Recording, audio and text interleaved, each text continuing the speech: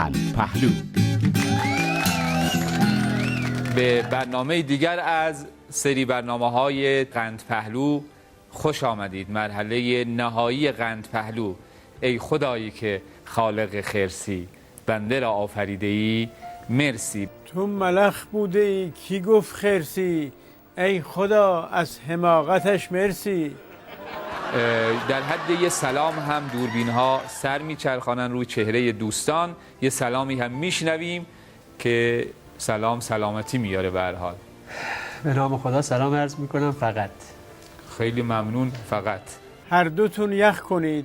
فقط اولین بخش قند پهلو طبق روال معمول نوبت‌های گذشته مشاعره به مثل هست. یعنی چی؟ یعنی چیزی که عوض داره گله نداره.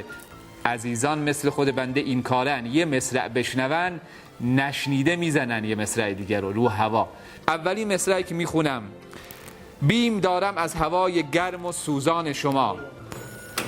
بله، من میگم بیم دارم از هوای گرم و سوزان شما، گر بگیرد آن عبای سیدعلی جان شما. مصرع شما زیبا بود. هر سکه که دادند 2 تا سکه گرفتند. بله، هر سکه که دادند 2 تا سکه گرفتند. خب این که مرام 30 و چند ساله عظماست.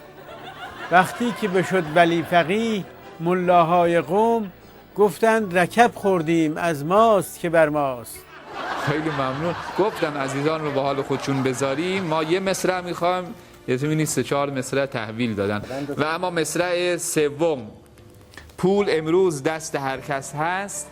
پول امروز دست هر کس هست، ای خدا رعد و برق بر کمرش. مردم از فقر و فاقه می سوزند، زود بیاور برایشان خبرش. بسیار خوب، خیلی ممنون. دست شما درد نکنه.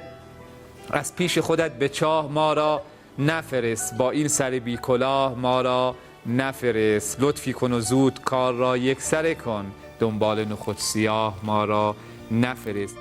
ای رفته بز خیال تو تا اورست، بیمایه فطیر است بدان این شده تست.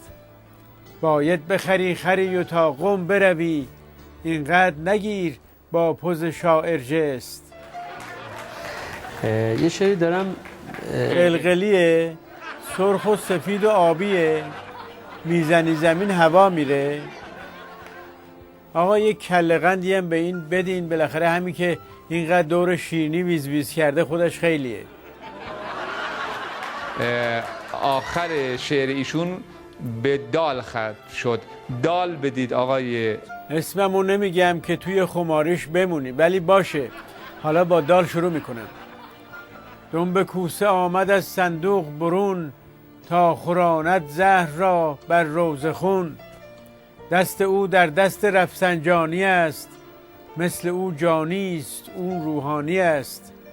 مجلسش چون جنگلی بی سرپرست، کاندر آنجا پادشه نره خر است.